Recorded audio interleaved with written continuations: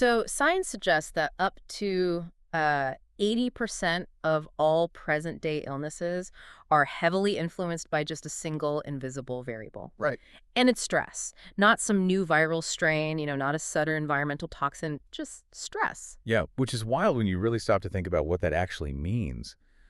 I mean, it completely flips the standard medical paradigm totally on its head. It really does. Like today, we're looking at a diagnostic landscape that is just entirely murky. And to help us navigate the actual mechanics of how our minds are literally making us sick, we're diving into a really fascinating, somewhat unconventional source. Exactly. Because if you think about symptom management, right? Like if 8 out of 10 hospital visits or chronic aches or sudden immune crashes have their foundation in the physiological breakdown caused by stress, Right. then the conventional approach of merely treating a physical symptom, like constantly mopping up the floor without ever turning off the overflowing faucet. Yeah, you're just treating the puddle. Exactly. We have to look at the machinery generating that stress in the first place. And that brings us to the source material we are totally unpacking today. So we're looking at the teachings of a man named Osman. Right. The blind Muslim yogi. Yes, that's what he's widely known as online. And his background is just incredibly layered. I want to lay that out for you, the listener, right at the top so you understand the perspective we're working with here. That's important context, yeah. So Osman is an entrepreneur, a yoga and meditation teacher, and get this, a master level bioenergy healer. Which is a very specific thing. Very. He actually specializes in critical care, recovery, and terminal illnesses. Yeah. And he uses telepathic healing capabilities based on the principles of quantum entanglement. Right, which is a highly specific, very intense intersection of, ancient practice and complex energetic theory. Totally. And to really understand the gravity he brings to this subject, you have to look at his timeline. I mean, Osman has been practicing healing along with yoga and advanced meditation for 50 years. 50 years. That's a lifetime. Yeah. And he attained his first samadhi experience, which, for those who don't know, is a state of profound, absolute meditative consciousness where the self basically merges with the object of meditation. Right. He attained that by the age of 19. 19? That is just wild to me. I know, right? And he didn't just coast on that early experience either. Throughout his life, he is engaged in incredibly intensive, just rigorous practice. At certain stages, he was practicing up to 18 hours a day. Wait, 18 hours? I literally can't even conceptualize sitting still for that long. Yeah, and even currently, he maintains a minimum of 8 to 10 hours a day, which he just casually describes as, sharpening the sword. Sharpening the sword. Just an Olympic level of cognitive and spiritual conditioning. And there's another really crucial piece of context about Osman that you need to know before we dive into his methods. Right, about his sight. Yeah. He goes by the blind Muslim yogi because he is permanently blind, but this is a very recent development. He only lost his sight in May of 2023. Which is a massive life shift. Huge. So that if you dive into his YouTube videos and you hear him describing like highly visual concepts perfectly or referencing things that require sight, it's because he experienced the world with normal vision for almost his entire life up until that point. Right. And that recent transition adds a really profound layer to his teachings about sensory input, which we'll definitely explore today. Oh, absolutely. But despite this massive personal shift, his mission is highly outward focused. He isn't retreating inward. He's actively trying to encourage a scientific, results-based, and simplified methodology. Yeah, taking all that ancient yoga and meditation science and making it usable. Exactly. He's spent a lifetime taking very complex esoteric protocols and just boiling them down so people can achieve real results easily. He wants to revive these lost sciences to improve health, peace of mind, relationships, and even finances. Oh, and he is putting this out there for free, which is amazing. His YouTube channel is this massive resource where he withholds nothing. And he also directs people to his website, which is yogawellness786.com, where you can download a completely free 5-minute yoga and meditation program. Which is such a brilliant starting point for anyone feeling overwhelmed. It really is. Now, he does offer paid services like a Patreon for daily live videos, one-on-one consultations, and of course his premium energy healing services for critical care. And those are priced to reflect his 50 years of experience and his really high success rate. Right. Oh, and just a quick note. If you've heard about his $5 anxiety fix in the past, that promotion is totally over and no longer available. But the everyday advice we are dissecting today is totally accessible and free. And we should mention, he brackets all of this with a really vital, pragmatic disclaimer. Yes, very important. His natural therapies and methods are not replacements for standard medical treatment. Like if there is a chemical imbalance, acute inflammation, or serious medical condition, he is the first to tell you that you must visit a qualified medical doctor. Right. His work is complementary. It's designed to enhance the medical field, not subvert it. Exactly. I really appreciate that grounded approach. So the mission of this deep dive today is to explore Osman's surprisingly modern approach to managing the mind-body connection. Okay, let's unpack this. Yeah, we're moving way past the cliche bumper sticker advice of, just think positive. We're going to unpack his highly specific, actionable strategies for auditing your mental environment. Right. We're looking at why he insists on professional boundaries in your social life, why he demands a radical information diet, and why this deeply disciplined master-level yogi chooses to blast high-energy trance music. It's such a fascinating synthesis. Like, he operates in the realm of ancient mysticism, but his advice is anchored in modern behavioral adjustments. He really understands the limits of willpower when facing human biology. He does. So let's start right there with the limits of willpower. Osman points out that the way you think traumatically impacts your health, wellness, and ability to manage serious conditions, which ties right back to that statistic that 70 to 80% of illnesses are stress-related. Right. But when I read his transcripts, I hit a bit of a mental roadblock. I thought, wait, isn't the whole point of mindfulness and yoga to learn how to actively stop thinking negatively? Like, isn't that the primary goal? Yeah, and that is probably the most common translation error when Eastern philosophies are adapted for Western audiences. So. Well, we tend to view the mind as a simple switchboard. We assume that if we feel bad, we just need to locate the positive switch and flip it. We turn these profound philosophies into a rigid demand for constant optimism. Just force yourself to be happy. Exactly.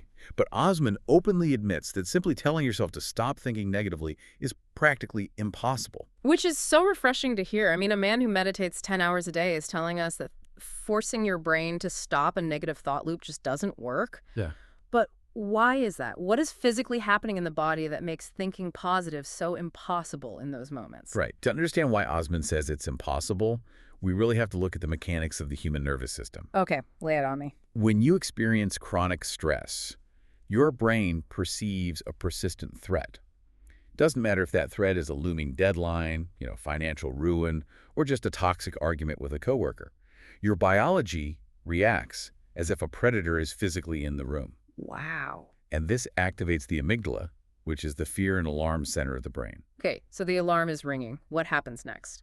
When the amygdala fires, it effectively hijacks the prefrontal cortex. The prefrontal cortex, that's the front part, right? Yeah, the evolutionary newer part of your brain located right behind your forehead. It's responsible for logic, rational thought, long-term planning, and crucially, the ability to reframe a situation positively. But in a state of high stress, the connection to the prefrontal cortex is severely inhibited. Your brain is routing all its energy into the primitive, survival-oriented areas. So you literally cannot access the part of your brain required to look on the bright side. Exactly. The biological hardware required to construct a positive thought is temporarily offline. It's just not available. That is wild. And furthermore, your body is suddenly flooded with cortisol and adrenaline. These hormones are specifically designed to keep you hypervigilant. They force your attention toward the negative, toward the threat, because historically, ignoring a threat meant death. Right. If you ignore the tiger, you get eaten. Precisely. So when you tell someone whose nervous system is flooded with survival hormones to just think positive, you are asking them to perform a biological impossibility.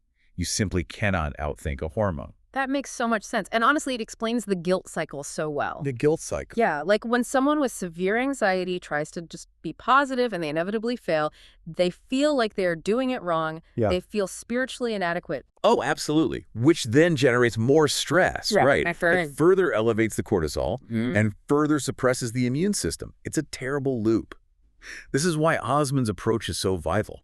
By acknowledging the physical reality of illnesses, the chemical imbalances, the inflammation, and acknowledging the biological limits of simply forcing a positive mindset, he bridges the gap between holistic philosophy and actual biology. He's totally taking the pressure off. He's basically saying, stop fighting the internal thought because you're outmatched by your own evolutionary biology. Yeah, you can't win a fist fight with your amygdala. Exactly. But if willpower and positive thinking fail against biology, what is the alternative?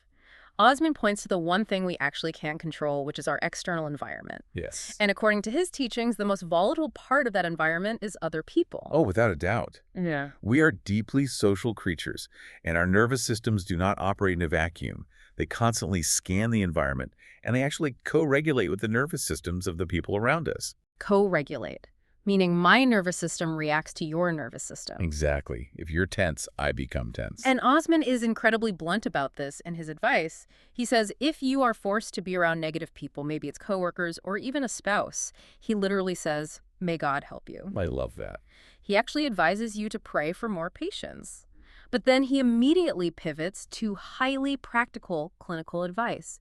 He strongly recommends seeking professional counseling, estimating that a counselor can reduce conflict by 50 to 80%. The contrast there is striking. He acknowledges the spiritual and emotional endurance required to live with chronic negativity, the may God help you aspect, but he doesn't leave the listener stranded in passive suffering. Right. He introduces a structural intervention. Because living with a highly negative person is like living next to a toxic waste dump. You can't just sit in your living room, breathe positively, and ignore the fumes seeping under the door.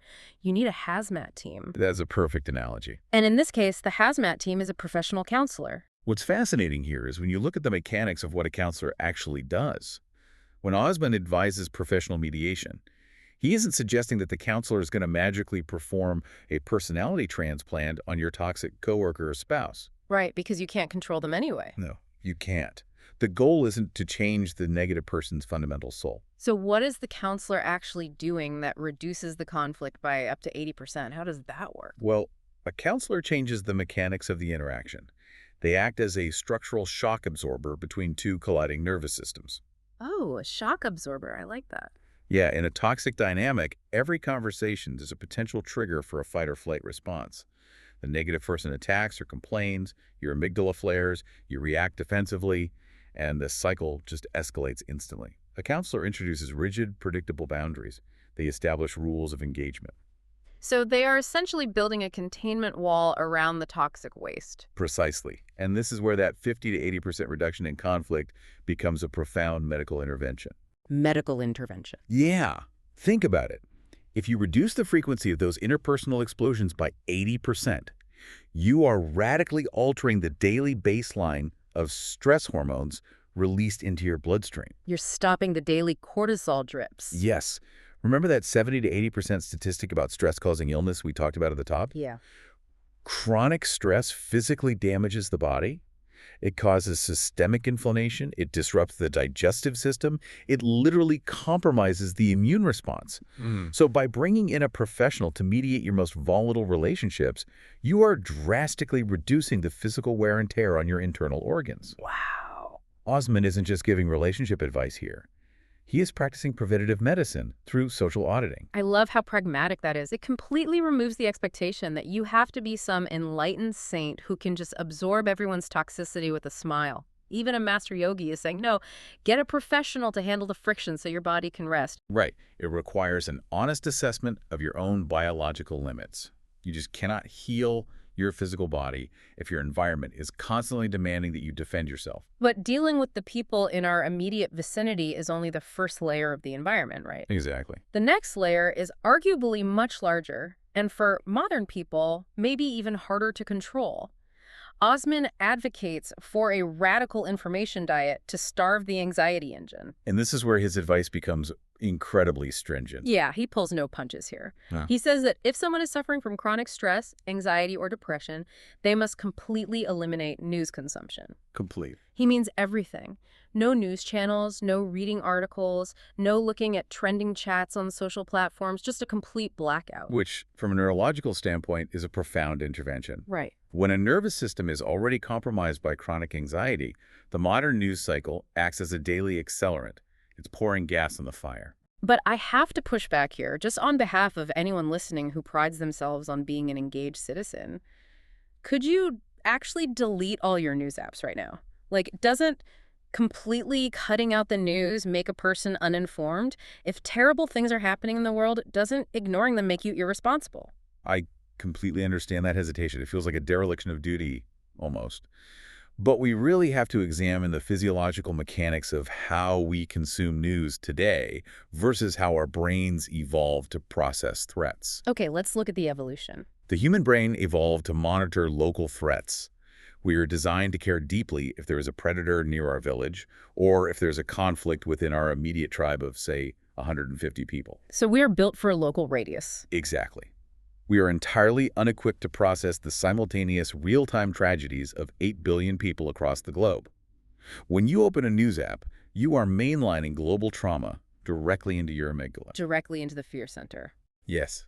And the news is, by its very nature, heavily skewed toward danger, conflict, and crisis, because that is what captures human attention. Right, the old saying, if it bleeds, it leads. Exactly. So when Osman says to cut it out completely, he is essentially putting the brain on a strict elimination diet. An elimination diet for the mind. Think of it in terms of food allergies. If you have severe celiac disease and your gut is highly inflamed, you don't eat a little bit of gluten just to be polite to the bakery. No, you'd end up in the hospital. Right, you cut it out completely to survive.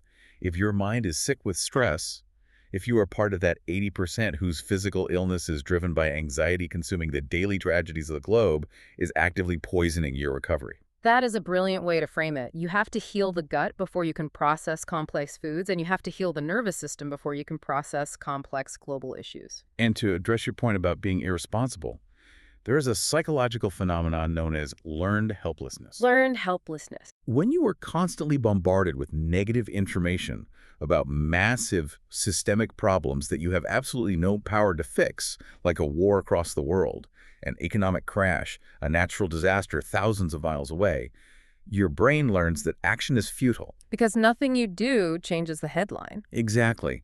And this breeds profound apathy and depression. By cutting out the global noise, you actually regain the energy to be responsible and effective in your immediate local reality. Which is where you actually have power. Exactly. But Osman doesn't just leave you in a void. He doesn't say, delete the news and go stare at a blank wall. He advises actively curating positive mental inputs. And I was absolutely fascinated by his specific personal media diet. Oh, it's so specific. Right. Remember, this is a man who has practiced advanced meditation for 50 years. You'd think he just listens to silence or chanting all day. But no. His curated list includes plant-based nutrition content, business talk shows, stand-up comedy, medical advancement channels, and talks on consciousness and meditation. It is an absolute masterclass in deliberate cognitive curation.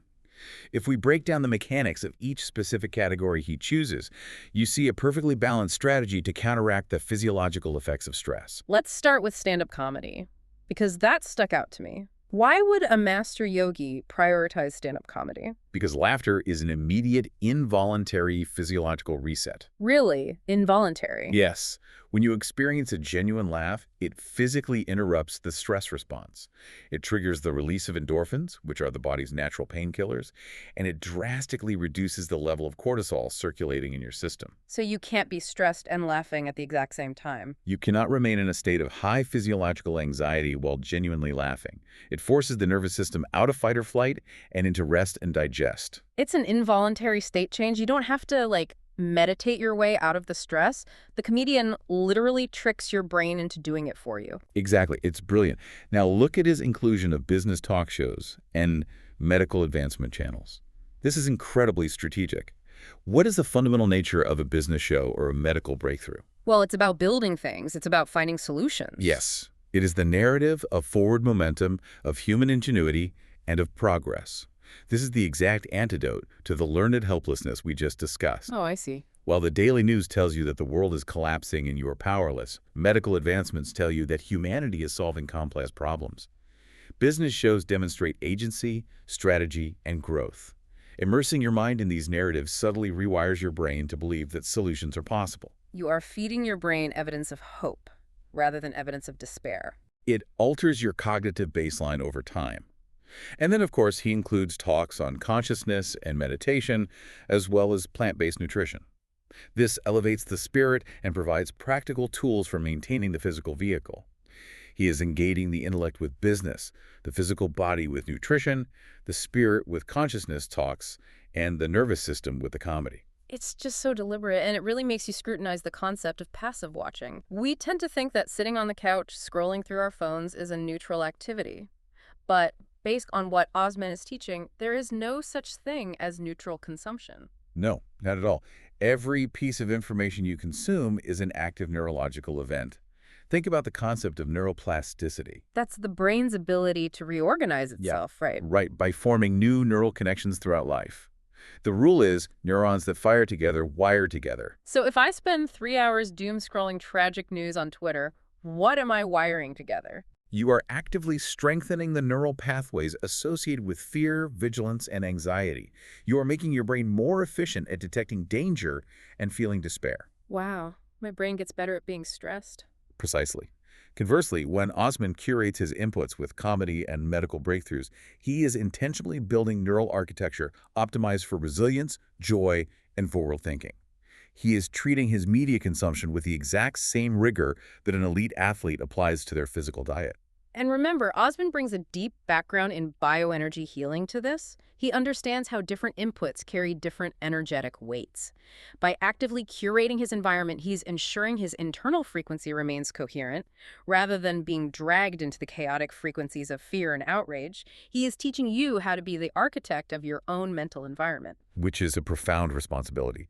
You cannot control what happens in the world, but you have absolute control over what you allow to echo inside your own mind. And speaking of what we allow to echo in our minds, let's explore one of the most powerful tools for altering our internal state. Osman heavily highlights music as an amazing therapy to change one's mood. The transition from information consumption to audio frequency is vital because music bypasses the cognitive filters entirely. He references a popular YouTube channel called Meditative Mind. He notes he has no affiliation with them, he's just a big fan, and he praises their authentic flute meditation music. He specifically points out that this music is recorded at proven frequencies designed to improve calmness. The use of sound for healing is deeply rooted in ancient traditions. In Vedic philosophy, the universe itself is fundamentally vibratory in nature. The concept of the mantra is based on the idea that specific sounds create specific energetic patterns. But what is fascinating is how modern acoustics and neurology now totally validate this ancient practice. So how does a specific frequency of a flute actually improve calmness? I mean, I know it sounds nice, but what is the physical mechanism there? It involves a process called brainwave entrainment. Brainwave entrainment. Yes, your brain operates at different electrical frequencies, depending on your state of consciousness. When you are highly stressed or actively problem-solving, your brain is likely producing beta waves. These are fast, erratic waves. The scattered, anxious mind. Correct. When you listen to a steady, rhythmic sound at a specific lower frequency, like the authentic flute music Osman recommends, your brain naturally attempts to synchronize its own electrical pulses to match the rhythm of the external audio. Wait, really? It just syncs up automatically. Yes, this is acoustic resonance.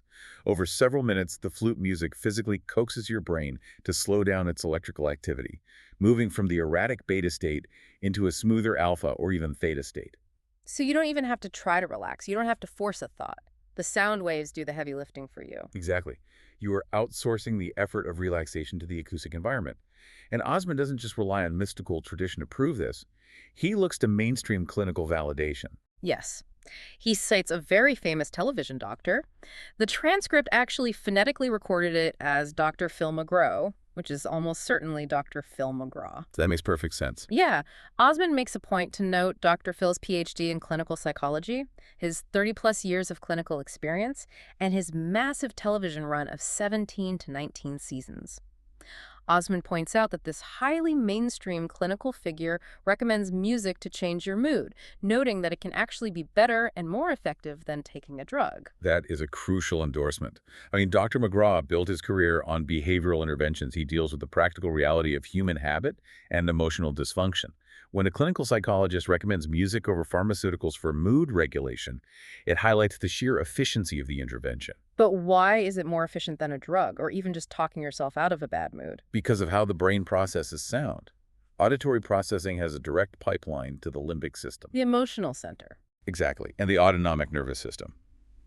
When you take a pharmaceutical, it has to be metabolized, enter the bloodstream, and cross the blood-brain barrier.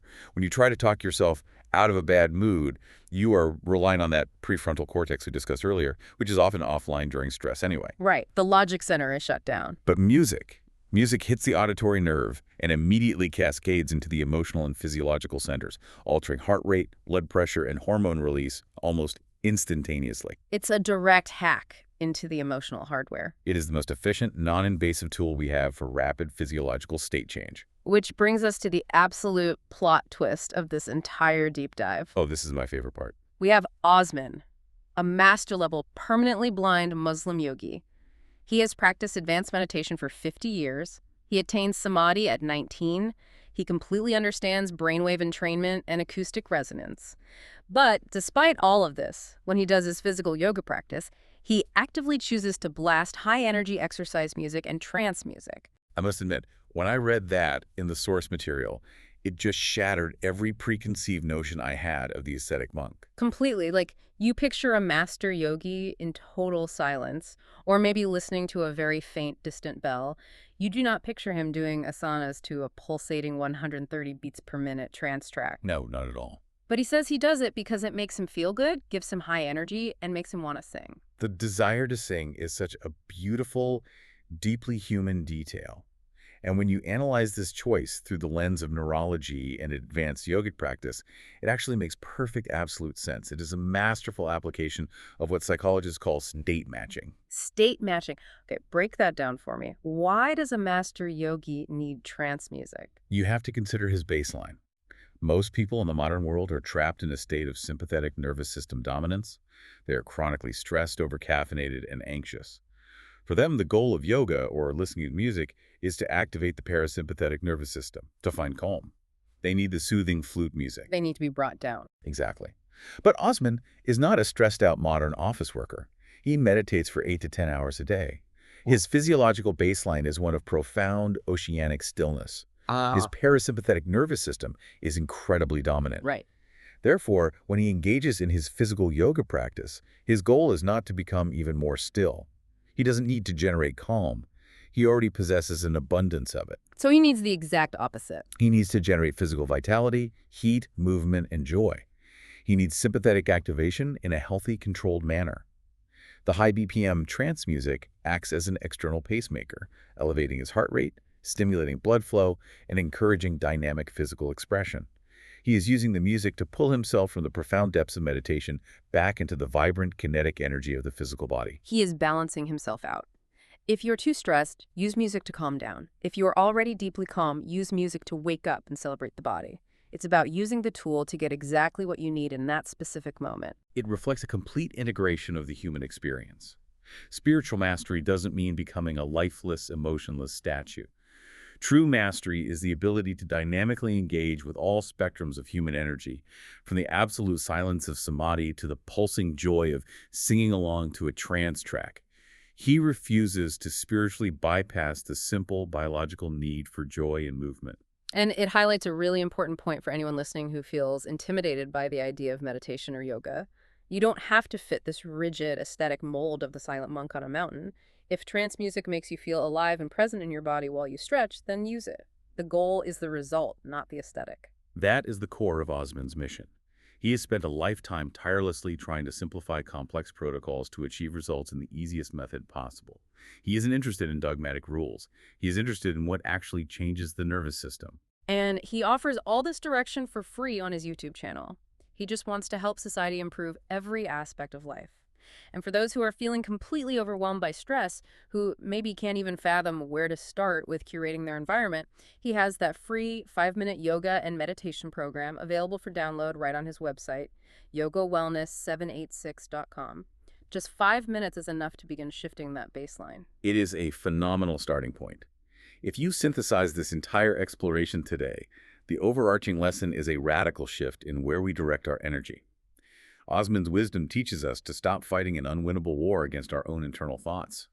When the amygdala is firing, positive thinking is a biological trap that only breeds guilt and further stress. Instead, you have to become ruthless about curating the external environment that your nervous system is constantly reacting to.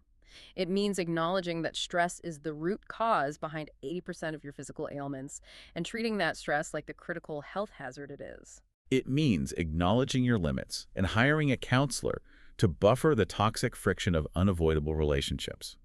It means treating your social environment with the seriousness of a medical intervention. It means putting your mind on a strict elimination diet, having the courage to delete the doom-scrolling news apps, and consciously replacing them with the laughter of stand-up comedy, the forward momentum of medical advancements, and the agency of business building. And it means recognizing the profound drug-like efficacy of audio frequencies. Utilizing acoustic resonance to force your brainwaves into calm when you are panicked, or embracing the pulsating joy of trance music when your physical body needs vitality. You are the architect of the sensory inputs that build your reality. Okay, as we wrap up this deep dive into the practical wisdom of the blind Muslim yogi, I want to leave you with a final thought experiment, something to really examine as you go about the rest of your day interacting with your phones, your coworkers, and your playlists. Based on the absolute reality of neuroplasticity and the physiological impact of our environment, consider this question. If your physical body right now was built entirely, cell by cell, out of the media, the conversations, and the music you consumed in the last 24 hours, how healthy would you be?